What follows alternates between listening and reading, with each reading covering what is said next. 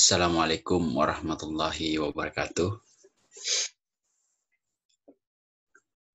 Pada materi kali ini, kita akan membahas mengenai hubungan sipil militer dan demokrasi. Civil Military Relations and Democracy. Perbincangan tentang hubungan sipil militer menjadi sangat penting ketika bicara tentang demokrasi dan demokratisasi. Hal itu karena sukses atau tidaknya suatu negara dalam berdemokrasi, sukses atau tidaknya suatu negara dalam membangun demokrasi sangat ditentukan oleh bagaimana hubungan sipil militer yang terjadi dan bagaimana posisi militer dalam politik. Dalam banyak kasus, ada banyak negara yang gagal dalam demokratisasi karena gagal dalam membangun pola hubungan sipil militer yang sehat. Karena itu tantangan terpenting, salah satu tantangan terpenting dalam demokratisasi itu adalah bagaimana menempatkan hubungan antara sipil dan militer dalam relasi yang sehat. Kenapa? Karena secara teori, urusan politik itu seharusnya menjadi domain sipil. Nah, hubungan sipil militer menjadi tidak sehat ketika militer ikut terlibat, ikut campur dalam urusan politik. Nah, materi kali ini kita akan membahas tentang apa itu hubungan sipil militer. Kemudian bagaimana model hubungan sipil militer. Lalu hubungan sipil militer yang seperti apa yang sehat. Apa itu profesionalisme militer? Apa dan bagaimana itu pretorianisme? Kemudian kenapa harus militer?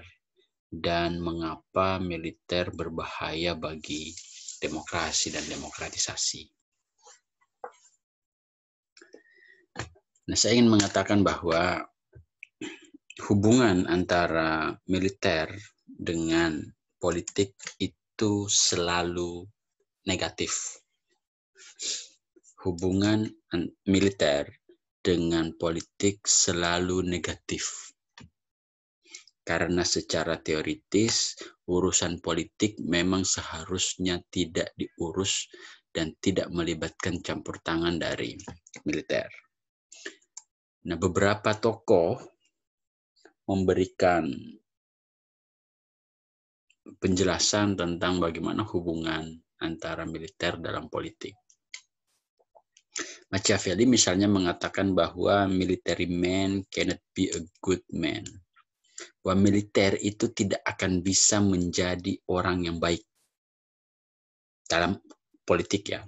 Ketika militer terlibat dalam politik, maka militer tidak akan bisa menjadi orang yang baik.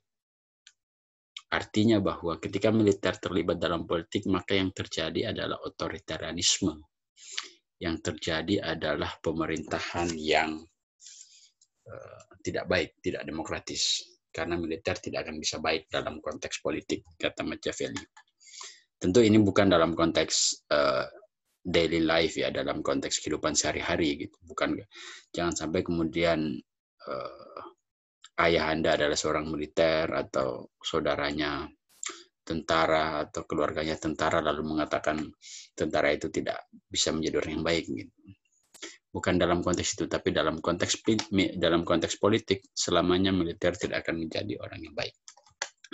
Penjelasan berikutnya akan mengkonfirmasi mengapa demikian.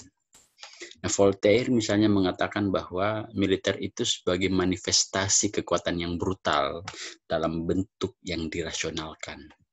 Voltaire ingin mengatakan bahwa militer itu adalah brutal. Selamanya militer itu adalah kekuatan yang brutal, tetapi dalam bentuk yang dirasionalkan.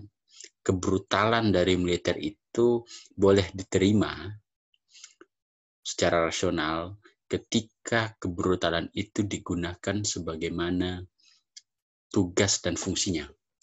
Tetapi menjadi masalah adalah apabila kekuatan brutal, kekuatan penghancur yang dimiliki oleh militer itu digunakan tidak sesuai mestinya. Samuel Adams mengatakan bahwa bagaimanapun seorang tentara itu dibutuhkan, tetapi meskipun tentara itu dibutuhkan, dia akan selalu berbahaya bagi kebebasan masyarakat.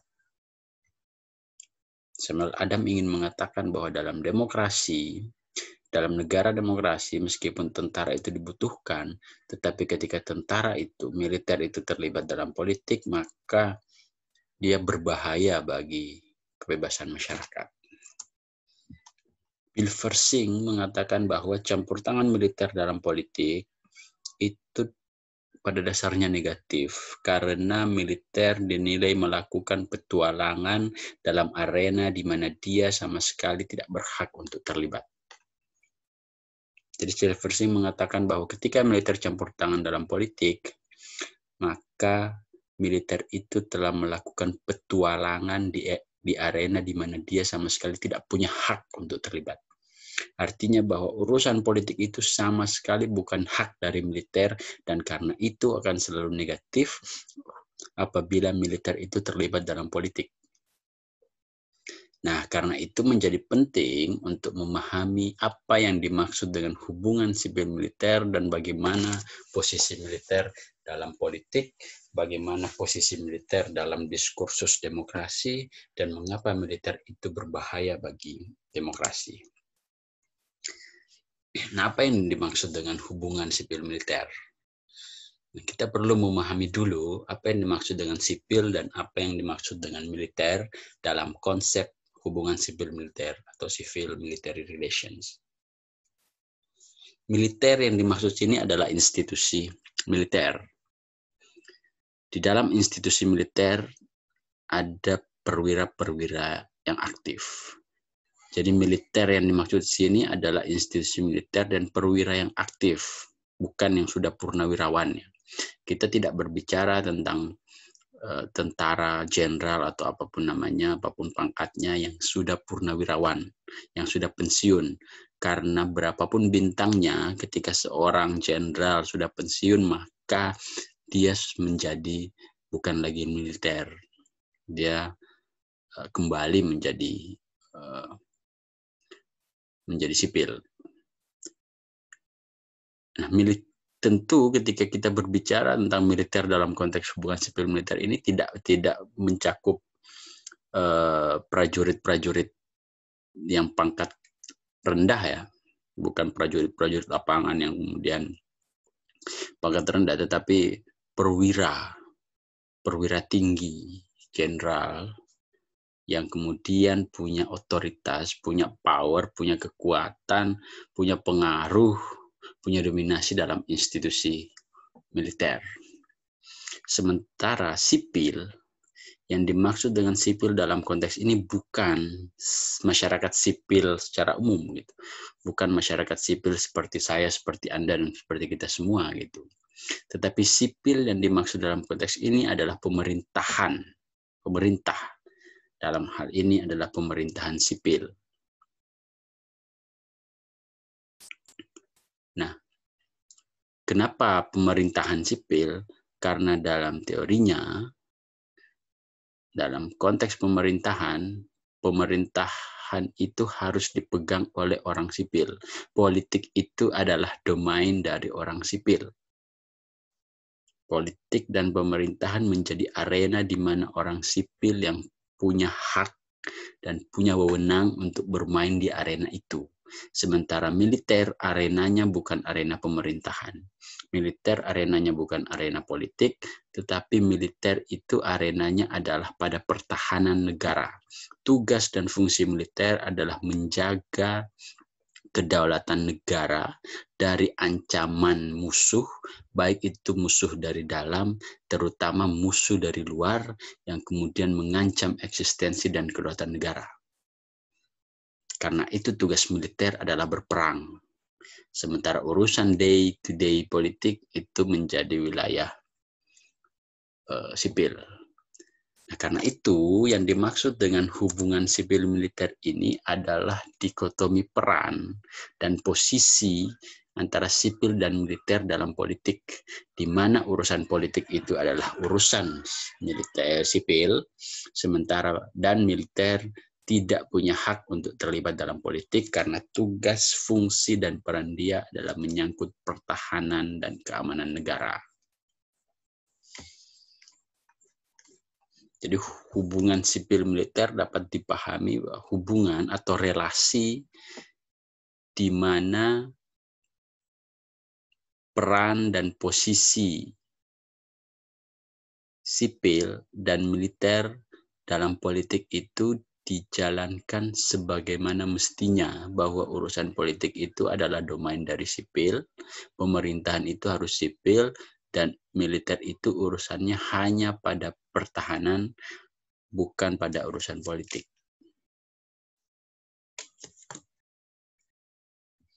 Nah, hubungan sipil militer ini menjadi salah satu kunci yang saya katakan di awal tadi, tercapainya kepastian mengenai proses transisi ke arah demokrasi. Banyak negara yang gagal mengalami transisi ke arah demokrasi karena dikotomi peran antara sipil dan militer itu gagal dibangun. Kenapa? Karena dalam banyak kasus negara yang mengalami transisi justru militer tampil menjadi kekuatan politik. Dan justru militer mengambil alih urusan-urusan politik. Sehingga pemerintahan itu kemudian dipegang oleh militer. Sehingga kemudian gagal membangun demokrasi. Nah, hubungan sipil militer berfokus pada adanya distribusi kewenangan antara pemerintahan sipil dengan militer dalam sebuah negara. Kewenangan sipil, hak sipil adalah pada urusan politik dan hak militer adalah pada urusan pertahanan. Tidak boleh ditukar. Militer tidak boleh bermain-main politik dan juga sipil tentu tidak boleh ikut campur dalam urusan pertahanan dan keamanan negara karena dia tidak punya kapasitas untuk itu. Militer dilatih untuk berperang, tidak dilatih untuk berpolitik. Sementara sipil punya kapasitas untuk bermain politik, terlibat dalam politik, dan dia tidak punya kapasitas untuk kemudian terlibat pada aktivitas pertahanan dan keamanan negara. Nah, karena itu hubungan sipil militer yang baik akan ada apabila militer berada dalam profesionalismenya. Profesionalisme militer itu adalah sesuai dengan tugas dan fungsinya terkait menjaga kedaulatan negara, terkait pertahanan negara. Dan hubungan sipil militer menjadi buruk apabila militer berada di luar bidangnya, apabila militer keluar dari profesionalismenya, apabila militer mengingkari tugas dan fungsinya dalam pertahanan, sehingga kemudian dia bermain-main politik. Nah, apabila militer bermain-main politik, maka hubungan sipil dan militer menjadi buruk. Apabila militer profesional dengan sama sekali tidak terlibat pada urusan politik, maka itulah hubungan sipil militer yang baik. Karena itu Huntington, salah satu ilmuwan yang memiliki karya masterpiece yang banyak dirujuk ketika berbicara tentang civil military relations, dalam bukunya The Soldier and the State, Tentara dan Negara, mengkategorikan dua model hubungan sipil militer. Yang pertama disebut sebagai subjective civilian control dan yang kedua disebut sebagai objective civilian control. Kontrol sipil yang subjektif, kontrol sipil yang objektif. Kontrol sipil terhadap militer yang subjektif dan kontrol sipil terhadap militer yang objektif. Kenapa kontrol sipil? Karena memang seharusnya dalam sebuah negara, secara teorinya, karena pemerintahan itu menjadi domain dari sipil, karena itu institusi militer itu seharusnya di bawah kontrol dari pemerintah. Yang mengontrol militer, mengontrol institusi militer itu adalah pemerintah. Dalam hal ini adalah pemerintahan sipil. Makanya misalnya dalam konteks Indonesia, Panglima TNI itu diangkat dan diberhentikan oleh presiden. Karena memang pemilik kekuasaan tertinggi dalam sebuah negara adalah pemerintahan sipil atau presiden, yang mana punya hak untuk kemudian mengangkat dan memberhentikan pemimpin militer. Itu yang disebut dengan civilian control. Bahwa dalam sebuah negara, kontrol sipil itu, kontrol terhadap militer itu berada dalam kontrol sipil. Nah, makanya dalam konstitusi Indonesia misalnya, ataupun konstitusi di negara manapun, yang berhak menyatakan perang itu adalah presiden. Kalau kita melihat undang-undang dasar kita, di situ dikatakan bahwa yang berhak menyatakan perang itu adalah presiden. Dan di undang-undang dasar di hampir semua negara, saya rasa, atau di semua negara, yang berhak menyatakan perang itu presiden. Meskipun militer sangat ingin berperang, tetapi tidak ada perintah dari presiden, maka tidak bisa. Karena itu presiden adalah panglima tertinggi angkatan bersenjata. Di Undang-Undang Dasar Indonesia dikatakan bahwa presiden adalah panglima tertinggi angkatan bersenjata. Dan yang berhak menyatakan perang adalah presiden. Ini yang disebut dengan kontrol sipil. Bahwa kontrol terhadap kehidupan berbangsa dan bernegara, termasuk juga kontrol terhadap militer, keputusan untuk berperang, itu berada pada domain pemerintah yang dalam hal ini adalah sipil.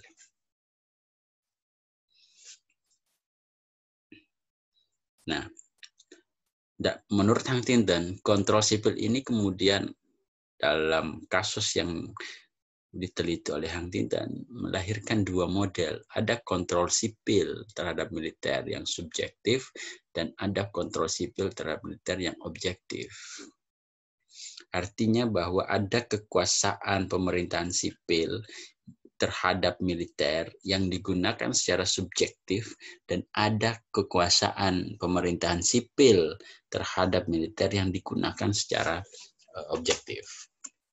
Nah, apa yang dimaksud dengan subjektif civilian control, kontrol sipil yang subjektif, yaitu memaksimalkan kekuasaan sipil pada upaya mengontrol militer dan menggunakannya untuk tujuan dan kepentingan politik mereka. Maksudnya begini, karena kontrol militer itu berada pada pemerintahan sipil, presiden adalah panglima tertinggi angkatan bersenjata, panglima atau pemimpin militer diangkat dan diberhentikan oleh presiden. Nah, ketika presiden atau pemerintahan sipil ini mengontrol militer untuk tujuan dan kepentingan politik mereka, untuk membackup pemerintahannya, maka itu disebut sebagai kontrol sipil yang subjektif. Subjektif dalam arti bahwa yang seharusnya civilian control itu mengontrol militer sesuai dengan tugas dan fungsinya untuk pertahanan dan keamanan negara, tetapi digunakan untuk menyokong kepentingan politik mereka untuk mempertahankan rezim, digunakan sebagai alat untuk mempertahankan kekuasaan. Ketika ada yang kritik, ada yang kritis, kemudian militer diturunkan untuk membungkam yang mengkritik itu. Ketika ada gejolak masyarakat, ada protes, ada demonstrasi menuntut presiden dan lain seterusnya, militer diterjunkan untuk menghentikan mereka dengan cara kekerasan dan lain seterusnya, demi untuk mempertahankan kepentingan politik dari penguasa, demi untuk mempertahankan kekuasaan dari penguasa, demi untuk melanggengkan kepentingan-kepentingan politik penguasa, maka itu disebut sebagai subjective civilian control, di mana militer digunakan tidak sesuai tugas dan fungsinya untuk pertahanan, tetapi militer digunakan sebagai alat dari rezim demi mempertahankan kekuasaannya. Dan inilah yang terjadi di negara-negara yang dipimpin oleh pemerintahan otoriter. Negara-negara yang dipimpin oleh pemerintahan otoriter itu umumnya mereka bisa bertahan lama karena didukung dan ditopang oleh kekuatan militer. Militer menjadi kekuatan yang kemudian digunakan untuk tampil di depan demi melindungi kepentingan penguasa. Hosni Mubarak misalnya bisa bertahan selama 30 tahun lebih di Mesir itu karena mengontrol militer, menggunakan militer sebagai kekuatan politik untuk membasmi lawan-lawan politiknya, untuk kemudian melenyapkan orang-orang yang kritis terhadap pemerintahannya. Dalam konteks Indonesia misalnya Soeharto bisa bertahan selama 32 tahun. Itu tidak terlepas dari Soeharto mengontrol kekuasaan sipil, mengontrol militer, menggunakan militer secara subjektif untuk menopang kekuasaannya. Makanya di era Soeharto kita mengenal istilah Petrus, penembakan misterius. Ada yang kritis, kemudian besok pagi sudah lenyap, sudah dilenyapkan, sudah hilang, sudah mati, diculik dan lain seterusnya gitu. Jadi kontrol sipil yang subjektif adalah ketika militer itu digunakan sebagai alat kekuasaan demi mempertahankan kekuasaan dari pemerintah yang berkuasa. Militer digunakan untuk menakuti rakyat. Dalam pemilu misalnya, kontrol sipil yang subjektif, kemudian militer digunakan untuk mengancam masyarakat agar menjatuhkan pilihan pada penguasa. Dan ini dilakukan oleh semua pemerintahan otoriter. Semua pemerintahan otoriter itu bisa bertahan lama tidak terlepas karena dia mengontrol militer untuk kepentingan politik mereka demi melanggengkan kekuasaan. Teman-teman bisa melihat bagaimana pemerintahan-pemerintahan yang otoriter di semua negara yang kemudian bisa bertahan berpuluh-puluh tahun itu pasti karena menggunakan militer untuk kepentingan politik mereka. Nah, ini yang disebut sebagai subjective civilian control, kontrol sipil terhadap militer yang subjektif karena militer tidak digunakan sebagaimana tugas dan fungsinya untuk pertahanan dan keamanan negara, tetapi militer digunakan untuk tujuan dan kepentingan politik mereka demi melanggengkan kekuasaan. Tentu dengan privilege-privilege yang dimiliki oleh militer. Tentu dengan fasilitas-fasilitas yang dimiliki yang diberikan kepada militer agar kemudian dia mau menyokong kekuatan dari rezim. Tentu dengan segala macam imbalan-imbalan yang kemudian diberikan kepada institusi militer untuk demi mempertahankan kekuasaan politik dari pemerintah. Yang kedua adalah objektif civilian control, yaitu maksimalisasi profesionalisme militer sehingga meminimalisasi intervensi militer dalam politik dan meminimalisasi intervensi politik dalam militer. Jadi objektif civilian control adalah kontrol sipil terhadap militer yang objektif. Objektif dalam arti militer itu digunakan sebagai alat negara sesuai dengan tugas dan fungsinya untuk menjaga pertahanan dan keamanan negara dari ancaman musuh dari dalam maupun musuh dari luar. Militer tidak dikontrol oleh rezim untuk mempertahankan kepentingan politiknya. Militer tidak digunakan oleh rezim untuk kemudian menyokong kekuasaannya, tetapi militer menjalankan tugas dan fungsinya sebagaimana mestinya. Pemerintahan sipil tidak melakukan intervensi dalam militer, dan militer juga tidak terlibat dalam urusan politik. Artinya ada profesionalisme militer. Militer profesional sebagaimana tugas dan fungsinya. Nah, kata Huntington, subjective civilian control terwujud dengan civilianization the military, making them the mirror of state. Mensipilkan militer maksudnya mengajak militer untuk terlibat dalam politik, memberikan tugas-tugas politik kepada militer, dan menjadikan mereka sebagai cermin dari pemerintahan itu sendiri. Menjadikan militer itu sebagai penopang kekuatan pemerintah. Sementara objektif civilian control dicapai dengan militarizing the military, making them the tool of the state. Memiliterkan militer, maksudnya adalah ya militer menjalankan tugas dan fungsinya sebagaimana tugas dan fungsi militer, sebagaimana mestinya sebagai alat negara dalam pertahanan. Nah, inilah hubungan sipil militer yang sehat.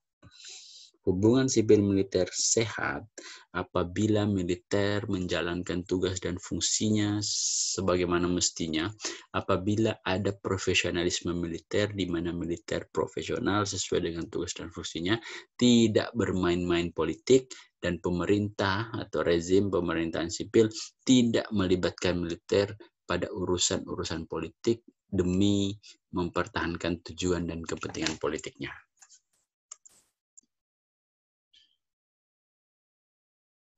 Oleh karena itu, hubungan sipil militer yang terbaik adalah pola hubungan yang harmoni.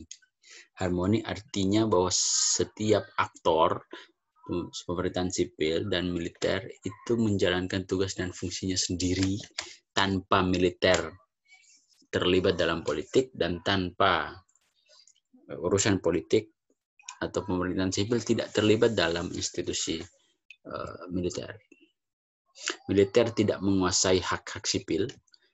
Maksud dari hak sipil adalah urusan politik, dan sipil juga tidak ikut campur dalam masalah internal militer. Kenapa? Karena memang institusi militer itu adalah institusi yang eksklusif.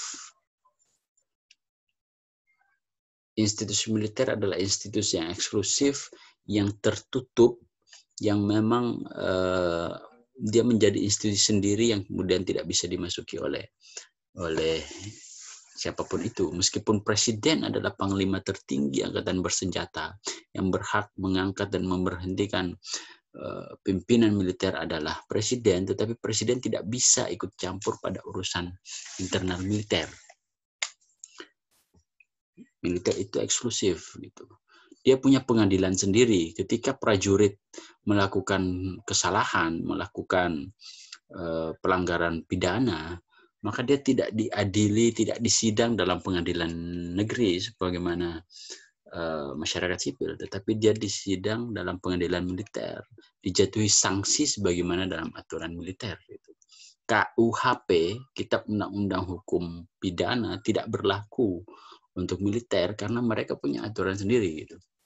Aturan dalam pengadilan, hukum acara pidana dan lain seterusnya tidak berlaku untuk militer karena dia punya pengadilan sendiri gitu. Itu yang dimaksud bahwa institusi militer itu eksklusif gitu. Punya pengadilannya sendiri, kemudian punya nomor polisinya sendiri, plat mobil dinas dari militer itu plat sendiri, tidak mengikuti plat kita gitu. Ketika prajurit mau menikah misalnya, prajurit mau menikah, istrinya boleh pakai baju apapun, tetapi tentara yang menikah baju nikahnya harus tetap pakaian dinas. Kita bisa melihat itu terjadi di sekitar kita. Ketika tentara menikah, pakaiannya adalah pakaian dinas. meskipun istrinya pakaian macam-macam dan seterusnya. Dan ketika seorang perempuan mau menikah dengan tentara, itu tidak mudah. Beda dengan kita yang sesama sipil kemudian mau menikah, ya ke KUA dan lain seterusnya selesai gitu. Tapi tentara tidak ke KUA, tetapi memang diproses di institusi militer itu sendiri. Gitu. Ada prosedur-prosedur yang panjang dan berbelit yang harus dilalui oleh seorang perempuan untuk kemudian bisa menikah dengan tentara. Harus diperiksa keperawanannya, kemudian harus disumpah untuk kemudian setia pada negara dan lain seterusnya. Gitu. Harus disumpah untuk kemudian menjaga rahasia institusi militer dan seterusnya. Tidak mudah menjadi istri tentara. Gitu. Tapi bukan berarti Anda yang kemudian tertarik atau punya pacar tentara nggak boleh menikah dengan tentara ya. Tetapi prosesnya panjang dan tidak mudah gitu. Nah, itu yang saya katakan bahwa institusi militer itu eksklusif karena dia punya aturan sendiri yang berbeda dengan sipil dan itu tidak bisa direcoki, tidak bisa melibatkan atau ikut campur. Sipil tidak bisa ikut campur di situ gitu. Begitu demikian pula urusan politik seharusnya tidak direcoki oleh militer, sebagaimana sipil seharusnya tidak bisa merecoki institusi militer. Nah, hubungan sipil militer ini menjadi sehat tadi ketika mereka harmoni, ketika tugas dan fungsinya militer dijalankan sebagaimana fungsinya, dan urusan politik dipegang oleh sipil sebagaimana bahwa politik itu adalah domain dari sipil. Nah, berulang kali saya mengatakan tentang profesionalisme militer. Apa yang disebut dengan profesionalisme militer? Apa yang disebut dengan militer yang profesional? Militer yang profesional itu adalah militer yang expertise, yang punya keahlian. Keahlian militer itu adalah manager of violence, mampu mengelola kekerasan. Militer itu terlatih di segala medan. Militer itu punya keahlian untuk berperang. Militer itu punya pengalaman memegang senjata. Militer itu punya keahlian untuk survive di hutan-hutan.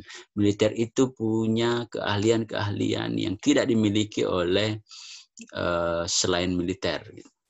Militer yang profesional adalah militer yang expertise, yang ahli, yang kemudian bisa berperang, bisa memegang senjata, bisa survive, dan lain seterusnya. Dan keahliannya itu digunakan sebagaimana tugas dan fungsinya. Tidak disalahgunakan. Tidak ada militer yang kemudian melihat musuh lalu kemudian lari sembunyi. Itu tentu militer tidak diajarkan untuk itu. Melihat musuh bawa senjata, bawa tank, dan lain seterusnya lalu lari sembunyi di belakang pohon karena ketakutan. Militer terbiasa menghadapi segala medan, terbiasa untuk berhadapan dengan situasi perang, terbiasa untuk berhadapan dengan situasi konfliktual dan lain seterusnya, dan punya keahlian-keahlian untuk itu, dan itulah militer yang profesional ketika keahlian-keahliannya sebagai manager of violence tadi itu digunakan sebagaimana tugas dan fungsinya.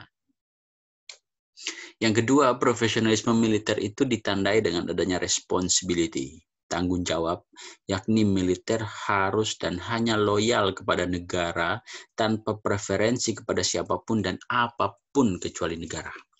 Militer yang profesional adalah militer yang mengabdikan dirinya hanya pada negara. Militer yang profesional adalah militer yang sumpah setianya hanya pada negara. Kita tahu bagaimana prajurit itu, bagaimana tentara itu kemudian punya loyalitas yang besar pada negara. Loyalitas tertinggi seorang prajurit adalah kepada negara, bukan kepada orang tua. Bahkan misalnya dalam kasus meskipun orang tuanya sekarat misalnya, katakanlah sekarat, begitu ada panggilan negara, begitu ada panggilan untuk berperang, begitu ada tugas dari komandan, maka dia harus meninggalkan orang tuanya itu. Tidak bisa mengatakan tunggu sebentar, orang tua saya lagi sakit dan seterusnya. Karena loyalitas mereka pada negara. Meskipun seorang suami misalnya istrinya mau melahirkan, ya ketika ada panggilan untuk negara, panggilan dari negara, maka dia harus meninggalkan istrinya yang melahirkan. Meskipun sudah terpisah, terbentang jarak ruang dan waktu dengan istrinya, lalu kemudian istrinya mau melahirkan dan dia izin kepada komandannya untuk pulang melihat istrinya dan tidak diberikan izin, maka apapun yang terjadi dengan istrinya, seorang tentara harus tetap patuh pada itu, harus tetap loyal pada tugas negara. Gitu. Kita bisa melihat di banyak film-film bagaimana kemudian tentara punya loyalitas tertinggi terhadap negara gitu. Apapun yang dia lakukan, apapun yang terjadi, ketika ada panggilan negara, maka dia mengikuti panggilan itu gitu. Karena loyalitas tertingginya ada pada negara dan tanpa preferensi kepada siapapun. Karena itu militer yang profesional adalah militer yang loyalitasnya tertinggi kepada negara, bukan kepada penguasa, bukan kepada pemerintah. Nah, ketika loyalitas militer itu kepada pemerintah, artinya militer itu kemudian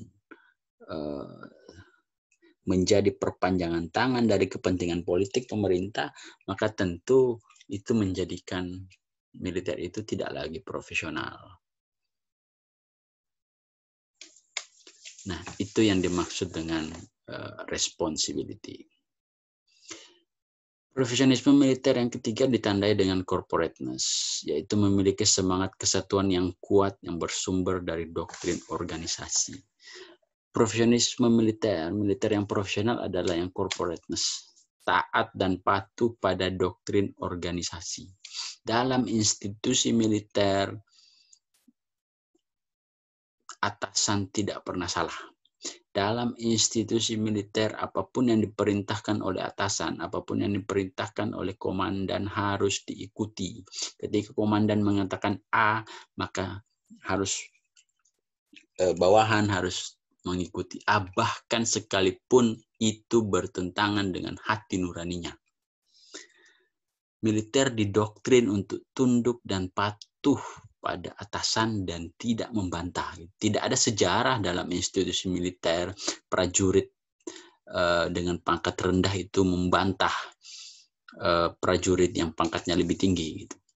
Meskipun yang pangkatnya lebih rendah itu benar, tetapi di hadapan prajurit yang pangkatnya lebih tinggi, dia tetaplah salah. Tidak ada sejarahnya dalam institusi militer itu tentara yang pangkatnya rendah itu melawan yang pangkatnya lebih atas. Itu yang disebut dengan doktrin organisasi, corporateness. Perintah dalam institusi militer adalah perintah satu arah, no debat.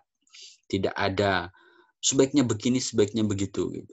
Saya tidak setuju, harus begini, harus begitu. Tidak, tetapi ketika diperintahkan A, maka semua dari pucuk pimpinan sampai ke bawah harus A. Tanpa didebat, tanpa dipersoalkan, tanpa dipertanyakan. Itulah doktrin dalam organisasi militer, ketaatan seorang prajurit terhadap doktrin organisasi, di mana perintah tertinggi itu pada atasan dan itu harus diikuti tanpa membantah dan lain seterusnya. Itu yang disebut dengan militer profesional. Ketika seorang prajurit tidak lagi taat pada jiwa dan doktrin organisasi, maka tentu dia tidak lagi menjadi militer yang profesional.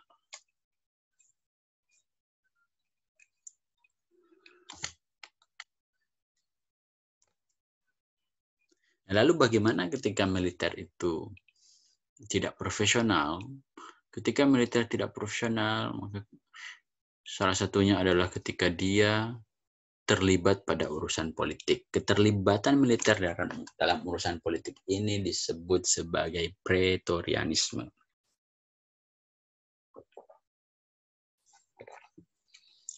Apa yang disebut dengan pretorianisme? Secara sederhana, pretorianisme itu merupakan campur tangan atau keterlibatan institusi militer dalam politik, di mana militer tampil sebagai aktor politik. Jadi militer yang terlibat dalam politik atau pola hubungan yang subjektif civilian control tadi itu disebut sebagai pretorianisme gitu, karena urusan politik melibatkan campur tangan militer.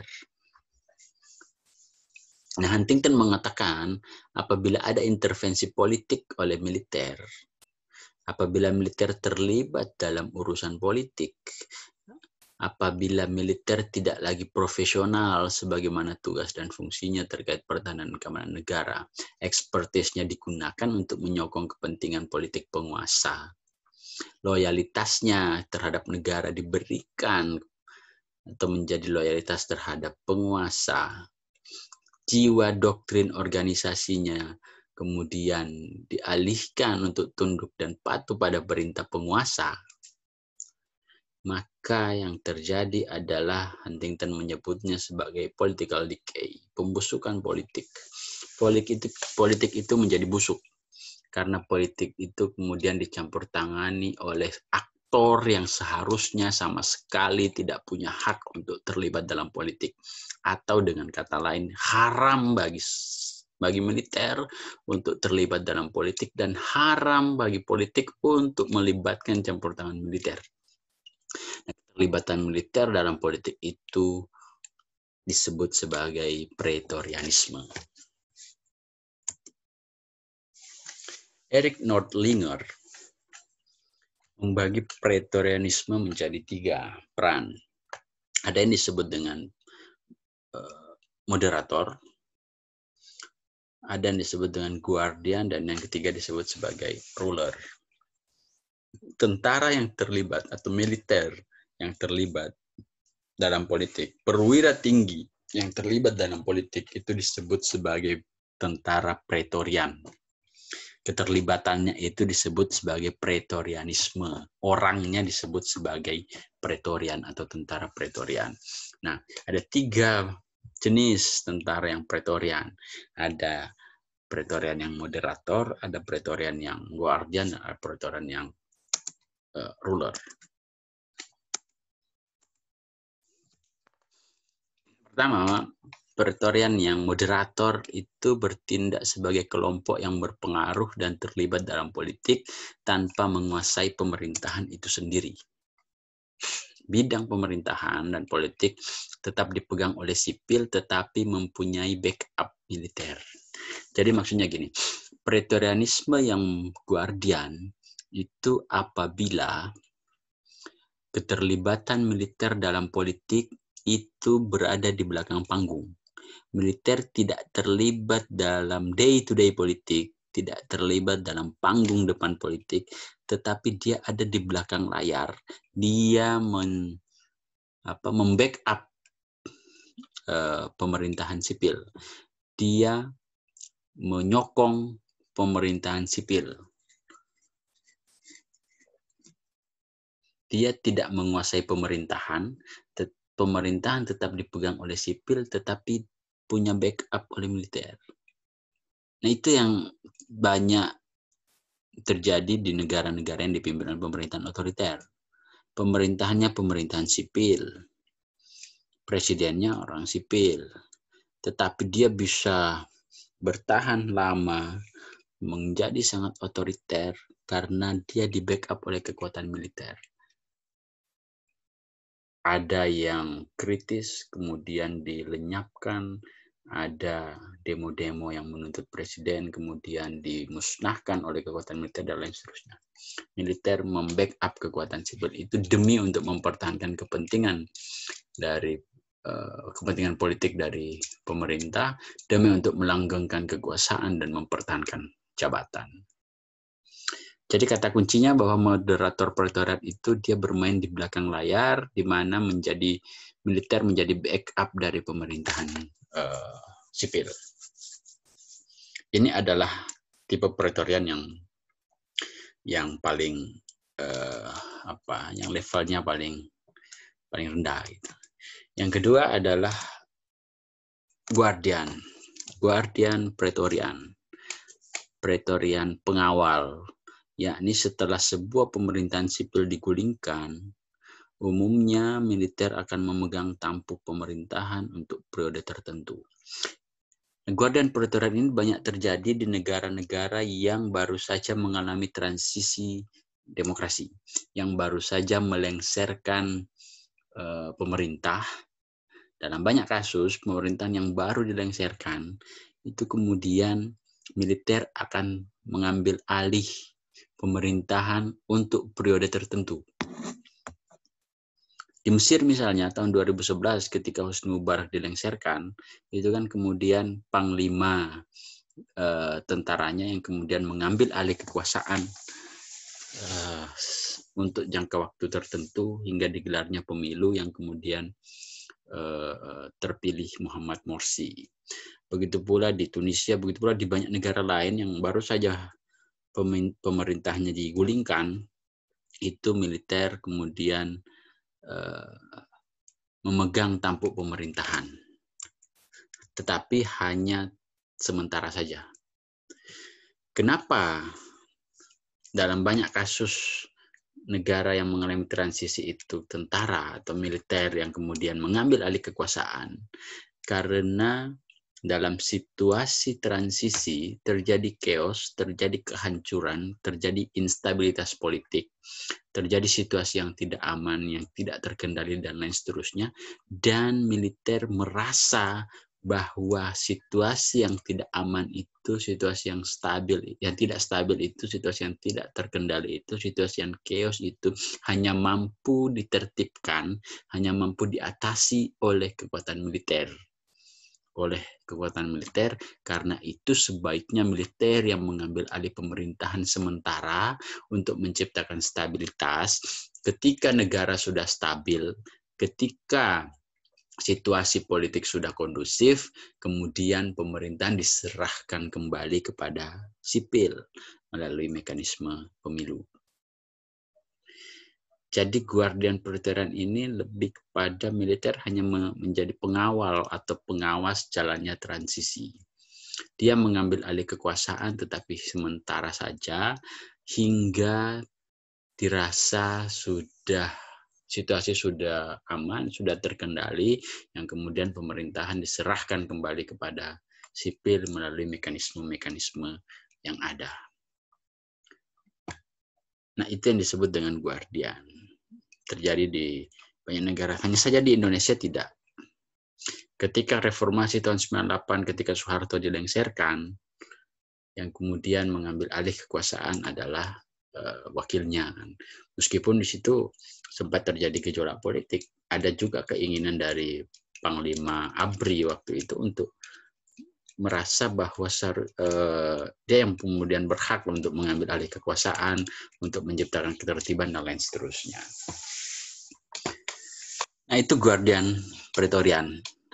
Militer hanya mengawasi saja, mengantar jalannya transisi, yang kemudian mengembalikan urusan politik kepada urusan sipil apabila dipandang situasi sudah kondusif. Yang ketiga adalah ruler Praetorian, di mana militer bukan saja menguasai pemerintahan, tetapi juga mendominasi rezim, mencoba menguasai sebagian besar kehidupan politik, ekonomi, dan sosial. Kategori ruler ketika militer menguasai semua bidang kehidupan, terutama bidang politik. Nah, Praetorian yang ruler ketika militer itu tampil menjadi kekuatan politik utama yang kemudian menguasai seluruh aspek kehidupan. Dalam konteks ini, kita lebih familiar dengan istilah junta militer misalnya. Pemerintahan junta militer atau junta militer, di mana pemerintahan itu dipimpin oleh institusi militer yang kemudian menguasai seluruh aspek kehidupan. Pemerintahan yang dipimpin oleh rezim militer itu disebut sebagai Praetorian yang ruler, Praetorian yang memerintah. Keterlibatan politik keterlibatan militer dalam politik, di mana militer menjadi rezim itu sendiri, menjadi pemerintah dalam jangka waktu yang lama. Itu misalnya yang terjadi di Myanmar, yang kita kenal dengan istilah junta militer. Nah, dalam banyak kasus, dalam transisi demokrasi, ketika pemerintah digulingkan misalnya oleh kekuatan rakyat atau oleh cara yang lain, kemudian militer mengambil alih kekuasaan atas nama stabilitas negara, atas nama menciptakan situasi yang kondusif, aman, terkendali, dan seterusnya. Dalam banyak kasus ternyata, kalau Guardian tadi hanya kemudian setelah situasinya kondusif, militer mengembalikan pemerintahan itu kepada sipil, dalam banyak kasus ternyata militer kemudian ketagihan, itu keterusan, dan enggan untuk menyerahkan pemerintahan kepada sipil gitu. Enggan untuk melepaskan kekuasaannya, enggan untuk melepaskan tampuk pemerintahan yang dipegangnya, sehingga kemudian ingin terus berkuasa, bahkan kemudian mempertahankan kekuasaannya dalam waktu yang lama. Maka yang kemudian terjadi adalah rural Praetorianisme, ya, yang memerintah ketika yang seharusnya misalnya durasi pemerintahan militer pasca transisi hanya 6 bulan atau 1 tahun, ternyata kemudian dia enggan untuk mengembalikan ke sipil dengan berbagai alasan, dengan alasan stabilitas dan lain seterusnya, atau dengan alasan yang memandang dialah yang paling berhak untuk kemudian memerintah karena loyalitas tertinggi dari institusi militer adalah pada negara, sehingga kemudian dia ingin berkuasa terus dengan segala hak-hak istimewa yang kemudian dimiliki oleh militer. Itu yang menjadikan disebut sebagai ruler Praetorian.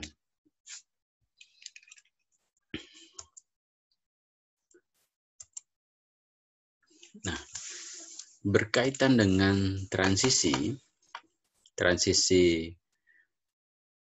pemerintahan dari rezim satu ke rezim yang lainnya, ketika pemerintah itu ditumbangkan baik oleh kekuatan rakyat, baik oleh rezim itu sendiri yang kemudian ingin mengganti pemerintahan atau dengan cara yang lain, itu seringkali menjadi sebuah awal babak baru keterlibatan militer dalam politik. Karena dalam situasi transisi pasti akan ada instabilitas di berbagai bidang, dan militer merasa yang paling berhak untuk itu, sehingga itu menjadi pintu masuk keterlibatan militer dalam politik.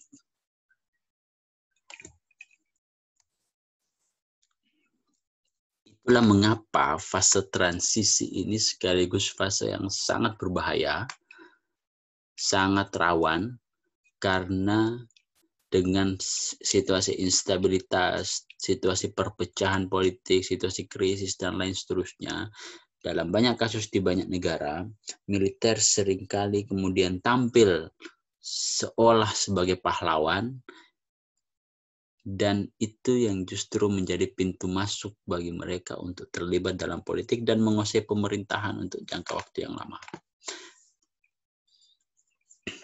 Dalam kaitannya dengan itu, Silverman mencoba mengidentifikasi posisi dan peran militer selama fase transisi ada yang disebut dengan retain, mempertahankan, replace, menggantikan, atau remove, melengsarkan. Nah, posisi dan peran militer dalam proses transisi, dalam proses pergolakan politik untuk mengganti rezim melalui retain, mempertahankan, itu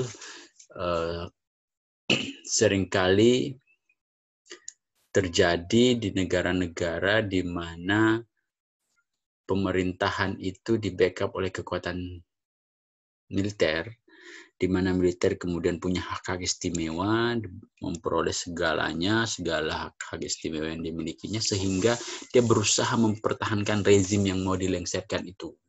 Berusaha mati-matian mempertahankan rezim yang mau dilengsarkan itu demi untuk mempertahankan privilege mereka, demi untuk mempertahankan hak-hak istimewa mereka, demi untuk mempertahankan kenikmatan-kenikmatan yang mereka peroleh sebagai balasan mereka selama menopang kekuasaan rezim. Sementara yang replace, ini tadi yang replace Guardian misalnya, ketika rezim itu tumbang, maka dengan dalih untuk menciptakan stabilitas, tetapi sesungguhnya untuk menjaga hak-hak istimewa mereka, untuk menjaga kepentingan mereka tetap tercapai, militer kemudian menggantikan. Sementara yang remove itu ketika militerlah yang justru tampil menjadi kekuatan untuk melengsarkan rezim. Ini yang disebut dengan kudeta. Bahasa Latinnya coup d'etat. Kudeta itu adalah pelengseran pemerintahan, pengambil alihan pemerintahan, pengambil alihan kekuasaan yang dilakukan oleh militer. Militerlah yang justru melengsarkan rezim itu, mengganti rezim itu. Karena apa? Karena memandang bahwa pemerintah yang berkuasa tidak lagi layak memimpin, misalnya karena berbagai permasalahan-permasalahan yang terjadi, sehingga militer memandang pemerintahan ini tidak layak lagi memimpin, sehingga kemudian melakukan kudeta. Tapi kudeta juga bisa terjadi karena misalnya institusi militer merasa tidak diuntungkan oleh pemerintah yang berkuasa. Pemerintah yang berkuasa tidak memberikan hak-hak istimewa kepada militer, sehingga militer merasa terancam, merasa tidak diuntungkan, sehingga kemudian berusaha melakukan kudeta, mengganti penguasa, mengganti pemerintah, demi untuk memperoleh hak-hak istimewa pada pemerintahan yang baru.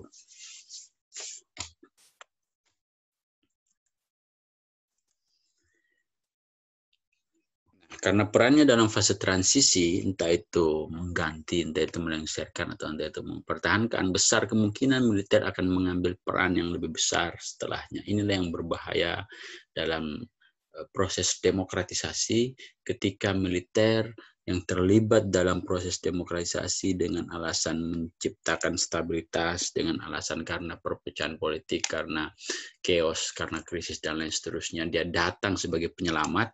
Justru militer mengambil peran yang lebih besar, keluar dari profesionalismenya, dan yang kemudian yang terjadi adalah political decay, pembusukan politik, ketika dia justru bermain-main dalam politik.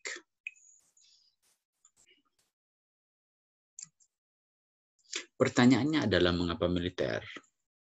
Mengapa militer selalu tampil terdepan dalam situasi chaos, dalam situasi krisis, dalam situasi perpecahan, dalam situasi ketidakstabilan? Mengapa militer kemudian melakukan kudeta? Mengapa militer kemudian mensupport rezim, mempertahankan rezim, dan lain seterusnya? Dan mengapa harus militer? Menurut Finner dalam bukunya The Man on Horseback, militer punya 3 keuntungan politik. Inilah yang kemudian mendorong militer untuk mencoba melakukan eksperimen dengan bermain-main politik, karena dia punya 3 keuntungan. Pertama, militer memiliki organisasi yang lebih unggul.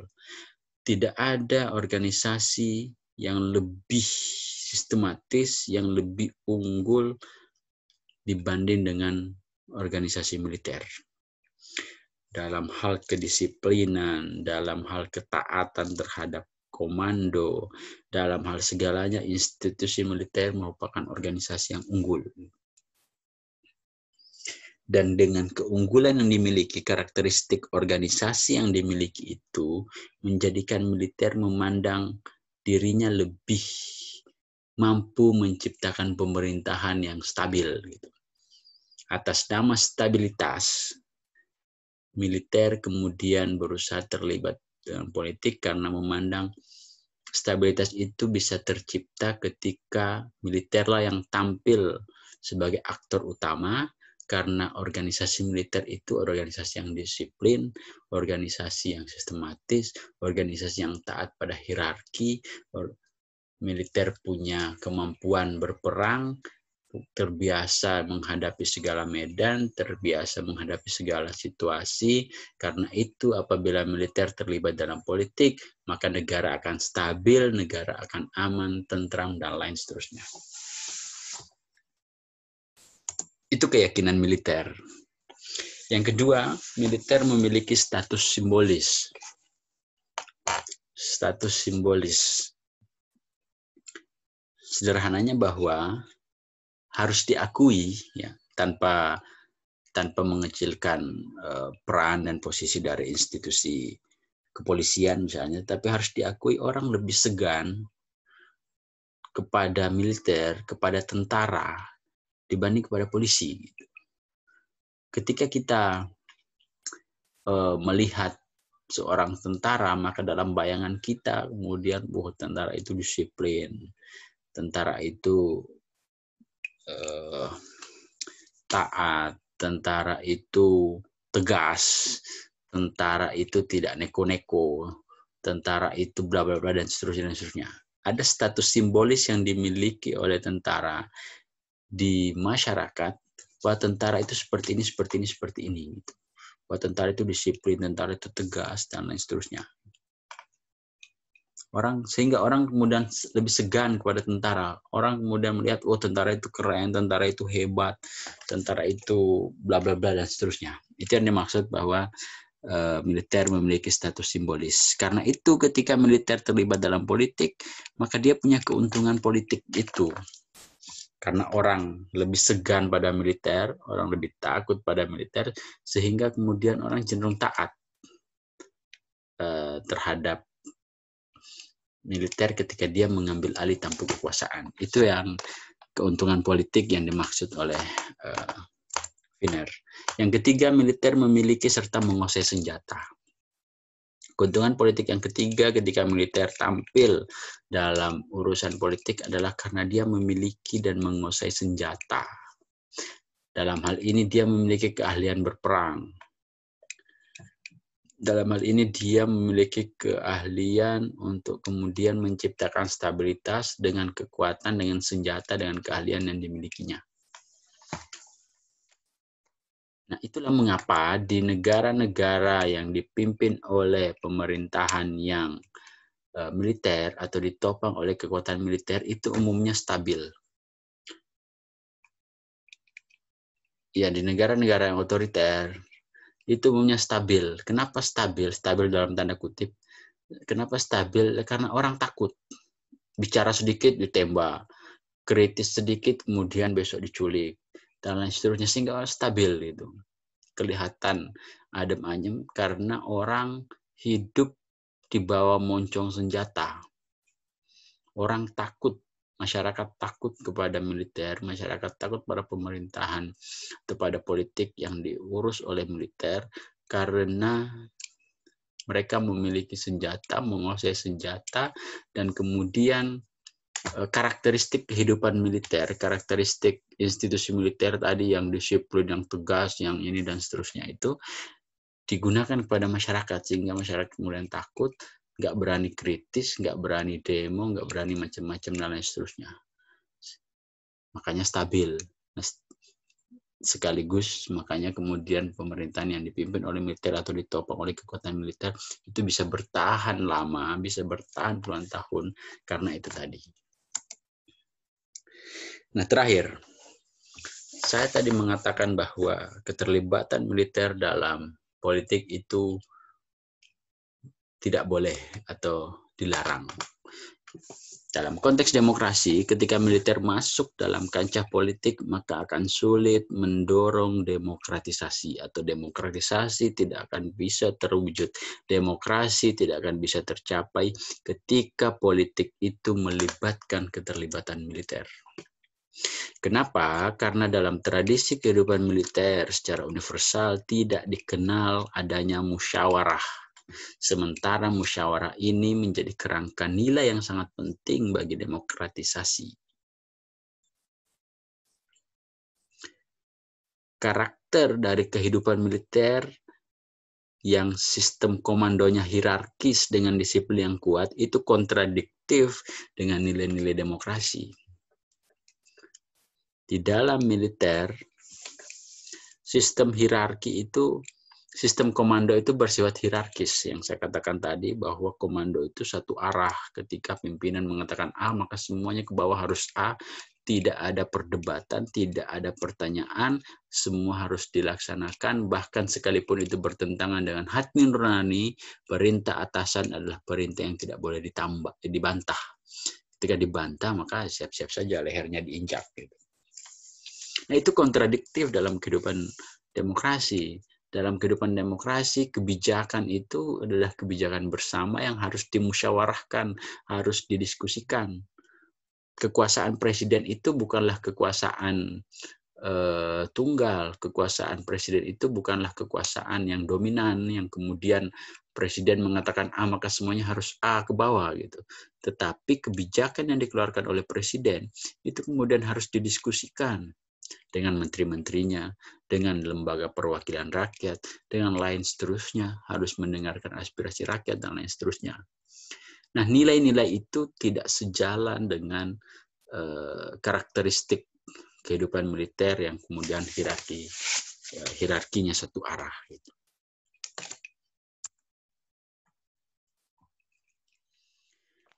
Yang kedua, karena militer tadi punya karakteristik kapasitas untuk berperang, melalui keterlibatannya dalam politik, militer cenderung akan selalu menggunakan keahliannya dan hal itu akan merusak demokrasi dan demokratisasi. Dalam tradisi kehidupan militer, setiap kesalahan itu harus dihukum, ada sanksinya. Nah, kalau udah dibawa pada urusan politik, karakteristik kehidupan militer yang seperti itu digunakan pada demokrasi, maka tentu akan sulit mendorong terwujudnya nilai-nilai demokrasi. Karena dalam demokrasi,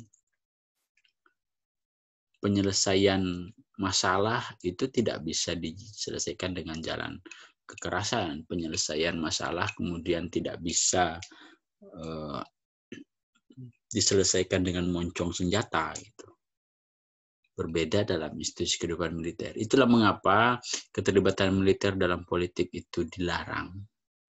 Keterlibatan militer dalam demokrasi itu dilarang.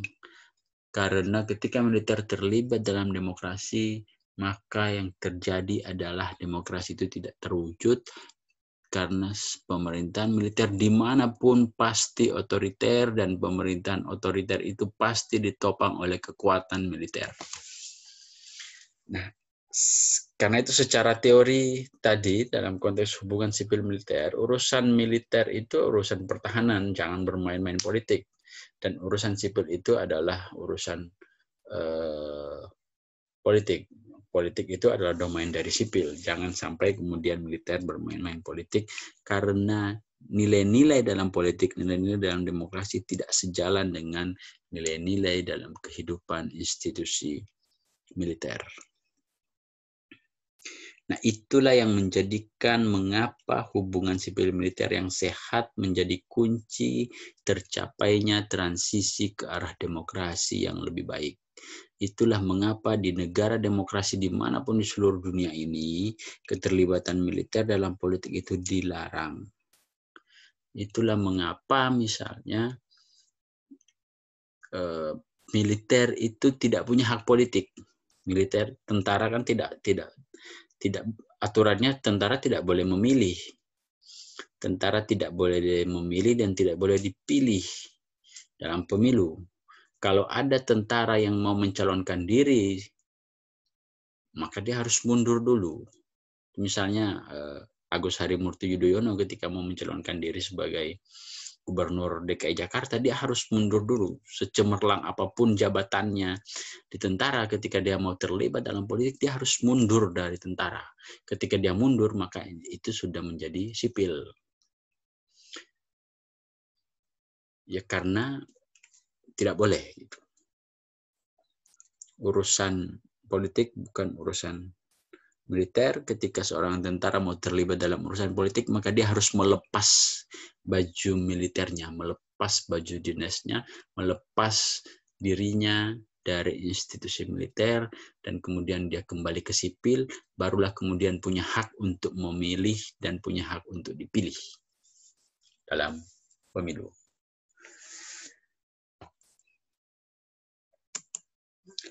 Itu saja yang perlu saya sampaikan terkait hubungan sipil, militer, dan demokrasi. Semoga dapat dipahami, semoga bermanfaat. Jika informasi ini bermanfaat, silakan like, share, dan subscribe. Terima kasih. Assalamualaikum warahmatullahi wabarakatuh.